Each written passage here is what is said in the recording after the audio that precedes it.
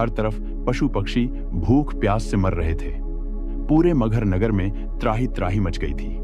मगहर का बादशाह उस समय बिजली खान पठान था। नगर को अकाल से निजात दिलाने में वह भी नाकाम रहा। राजा तथा प्रजा सभी दुर्भिक्ष से परेशान थे।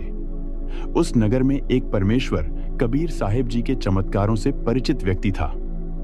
एक दिन वह बादशाह के पास गया।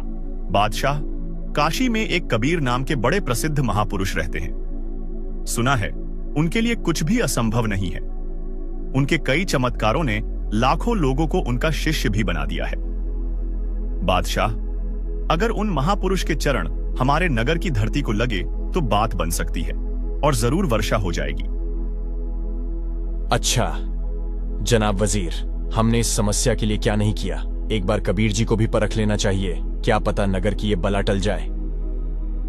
क्यों नहीं जहांपनाह, काशी के राजा बीर सिंह बघेल आपके अच्छे जाने माने और विश्वास पात्र राजा है।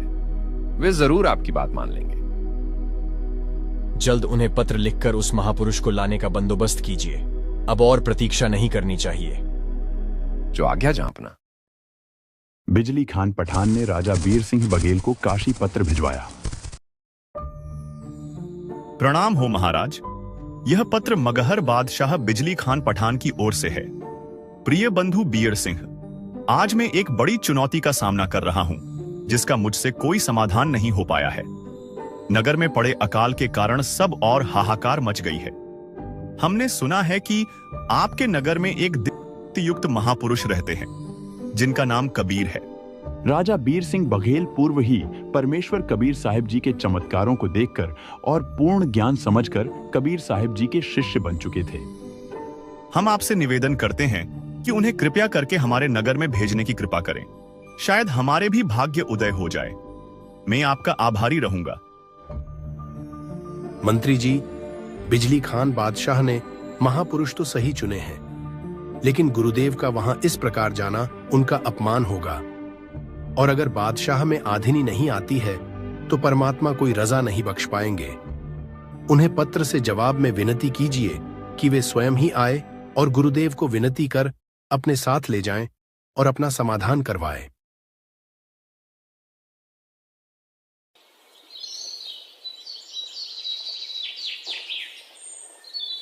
अस्सलाम वालेकुम जहांपनाह। यह पत्र काशी नरेश राजा बीर सिंह बघेल जी की तरफ से है। प्यारे बंधु बिजली खान जनाब, मैं आपके पत्र को स्वीकार कर चुका हूं और मैं ये खुशी जाहिर करना चाहता हूं कि आपने बिल्कुल ठीक और 100 आने सही महापुरुष को चुना है।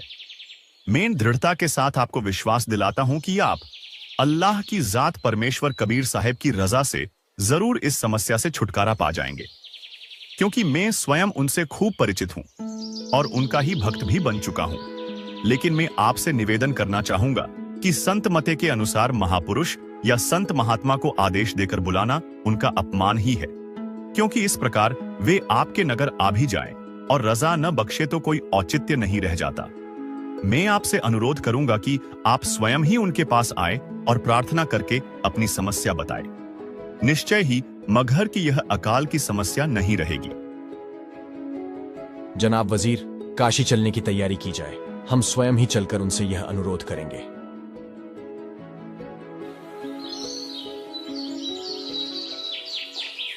अगले दिन बादशाह बिजली खान पठान नगर के कई लोगों के साथ काशी के लिए रवाना होते हैं। कुछ दिन की यात्रा के बाद बादशाह का काफिला काशी राजा बीर सिंह बघेल के यहाँ पहुंचता है। दोनों राजा कबीर साहिब की कुटिया पर पहुंचते हैं।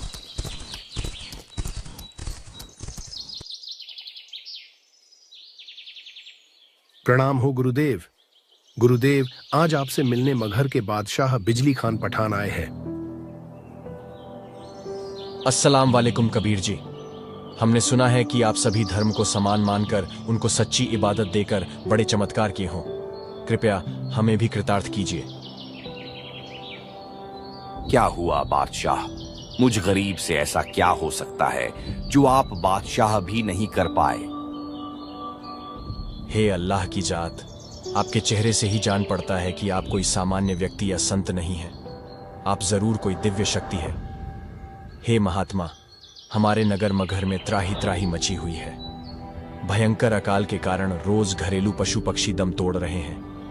अगर कुछ दिन और ऐसी ही स्थिति रही तो आमजन को नगर त्यागना पड़ेगा। ना कोई वर्षा हो रही है और ना ही नदी नाले बह पा रहे हैं।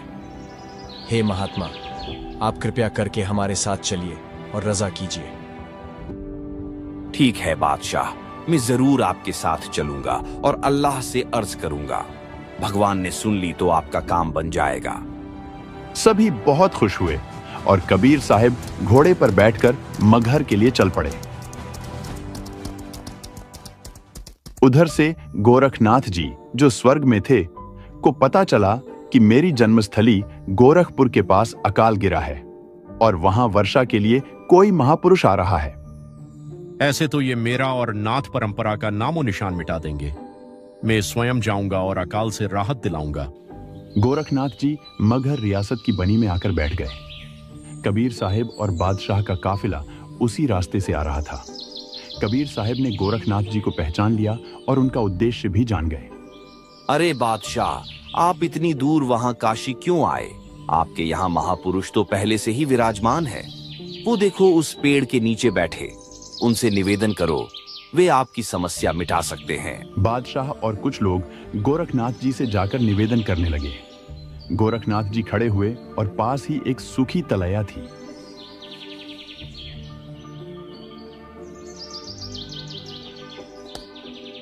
एक तेज पानी का फंवारा निकला और देखते ही देखते पूरी तलैया भर गई और फंवारा रुक गया।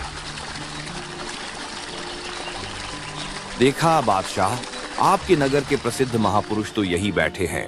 आप बिना किसी वजह के काशी गए। वो बात तो ठीक है कबीर जी, लेकिन नाथ जी, इस पानी से तो हमारे पशु ही तृप्त नहीं होंगे। भरपूर पानी की आवश्यकता है। अच्छी वर्षा हो, ऐसा कुछ कीजिए। इस नगर में वर्षा का कोई संयोग नहीं है और ना ही कोई करवा सकता है। बुलाओ उसे जो यहां वर्षा करवा दे। मैं भी देखता हूं ऐसा कौन है। इस नगर का यही क्रमलेख है। अभी 2 वर्ष कोई बरसात नहीं होगी। ऐसा कहकर गोरखनाथ जी जाकर बैठ गए। बादशाह, आप लोग घर जाइए। मैं यही बैठकर अल्लाह से दुआ करता हूं। अल्लाह ने चाहा तो कुछ देर में वर्षा हो जानी चाहिए। जैसी आपकी आज्ञा महात्मा, लेकिन हम घर जाकर क्या करेंगे? आपको ऐसे छोड़कर कहां जाएंगे? बादशाह और नगर के लोग मायूस से होकर दबे पांव नगर की ओर चल पड़े। कबीर साहब उस तलैया से कुछ दूर जाकर बैठ गए। बादशाह और सैनिक कुछ ही दूर पहुंचे थे कि इतने में चारों तरफ भयंकर काली घटाएं छा गई। नगर के सभी लोग गदगद हो गए।